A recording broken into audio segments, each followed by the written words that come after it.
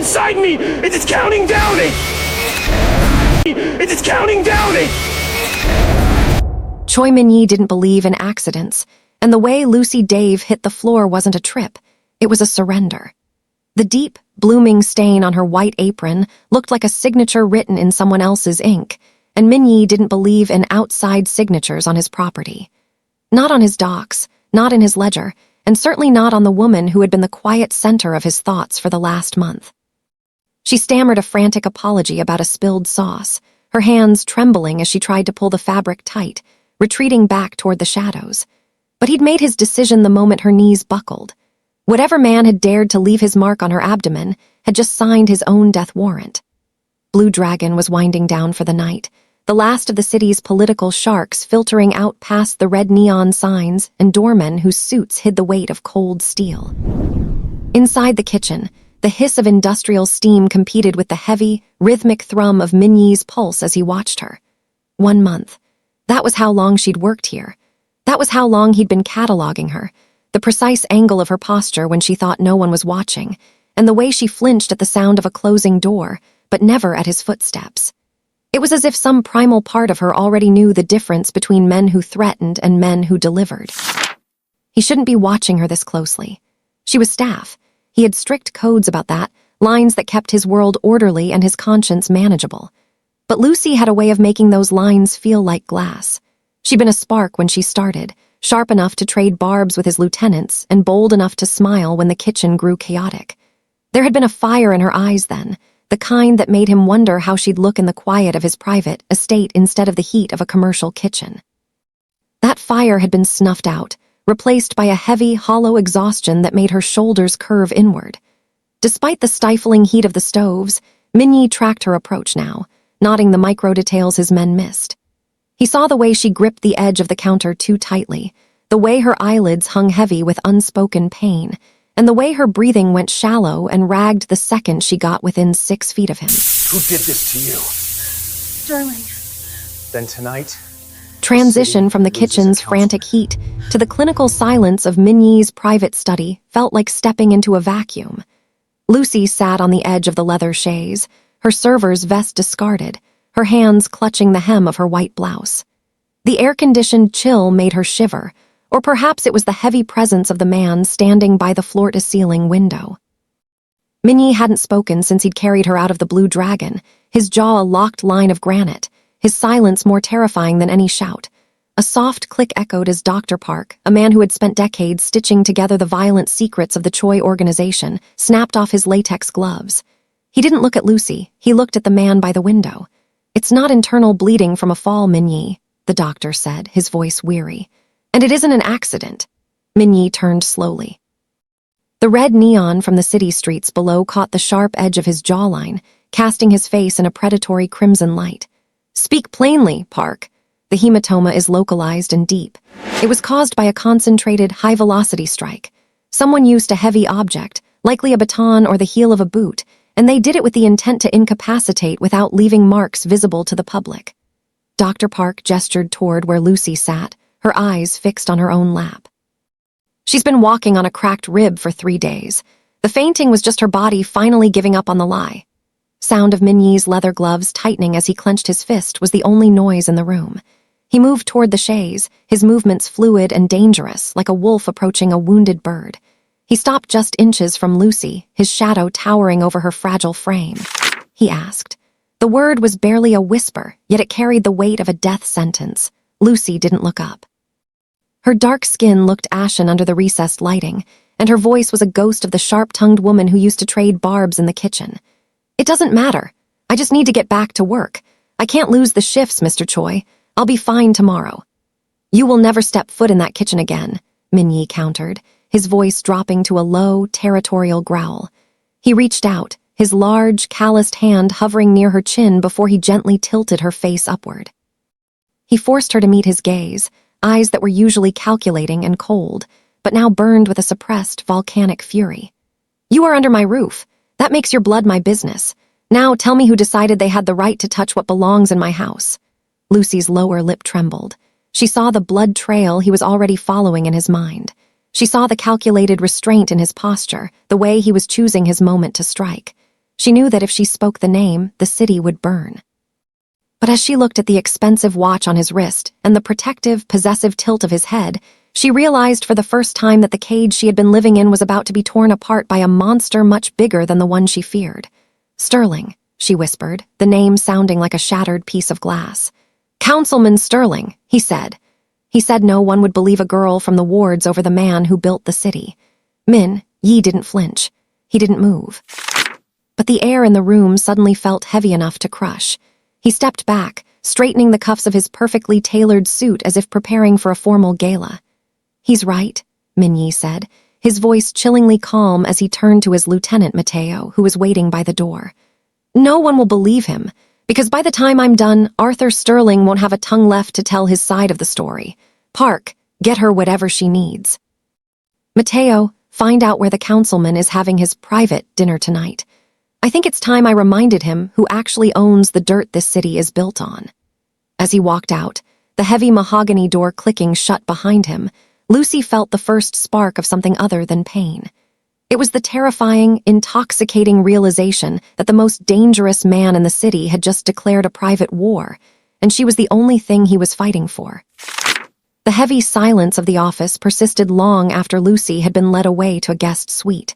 Min-Jae sat behind his desk, the only light emanating from the wall of monitors that displayed every inch of the blue dragon. His fingers moved with surgical precision across the console, backdating the archives to the previous Tuesday. He didn't need to guess where it had happened. The cold storage was the only place in the restaurant where the hum of the compressors drowned out a scream and the steel doors muffled a struggle. The footage flickered to life, grainy and washed in the sterile blue of the night vision cameras. At 11:42 p.m., Lucy entered the frame, hauling a crate of perishables. She looked tired, her movements slow but diligent. Moments later, the heavy door swung open again.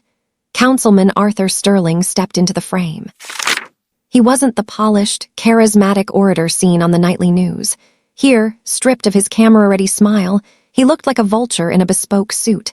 Min-Jae watched, his jaw tightening until the bone felt like it might snap. Sterling didn't speak long. The footage had no audio, but the body language told a story of predatory entitlement.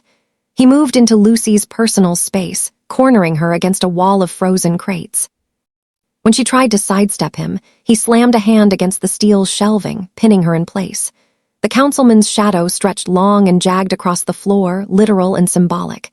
He leaned in, his face inches from hers, his mouth moving in what could only be a series of threats.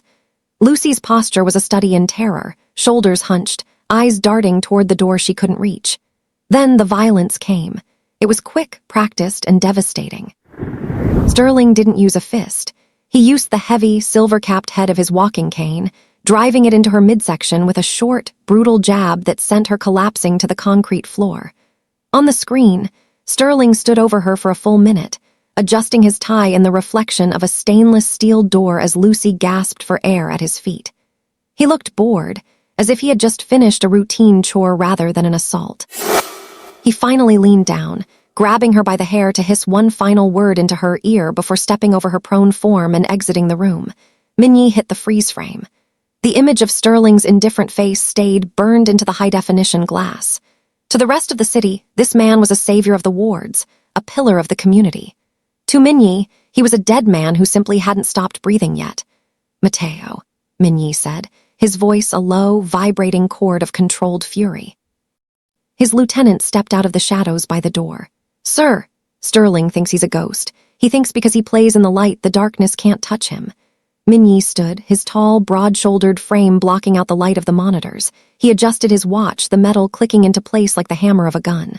"I want his itinerary for the last 5 years. Every bribe, every mistress, every private fund. And Mateo." "Yes, boss. Find the man who makes his canes. I want to know exactly what kind of silver is inside that handle. It's going to be the last thing Arthur Sterling feels before I send him to hell." Min-Jae turned back to the screen, his eyes focused on Lucy's frozen image on the floor. She had been protecting his business, enduring the unendurable, while he had been watching from a distance, playing by his rules. The rules were gone now. The councilman's shadow had tried to swallow her, but it had forgotten one thing. Shadows only exist when something is blocking the light. and Min-Yi was about to burn the city down to ensure the light hit every single one of Sterling's secrets. The drive to Min-Yi's private estate was conducted in a silence so thick it felt tangible. Lucy sat in the back of the armored sedan, her small frame swallowed by the vastness of the heated leather seat. Outside the tinted windows, the city's neon pulse faded into the deep, rolling greens of the outskirts where the air was cleaner and the secrets were buried deeper. Min-Yi sat beside her, not touching her, but his presence was a constant, radiating heat that acted as a barrier between her and the rest of the world.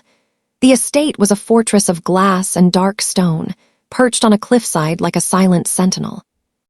When they stepped inside, the foyer was flooded with the soft, amber glow of recessed lighting, reflecting off polished marble. Min-Yi didn't lead her to a guest room or a cold office. He led her to the library, a space filled with the scent of old paper and expensive tobacco. He poured a glass of water, setting it on the low table before her as she sank into a velvet armchair.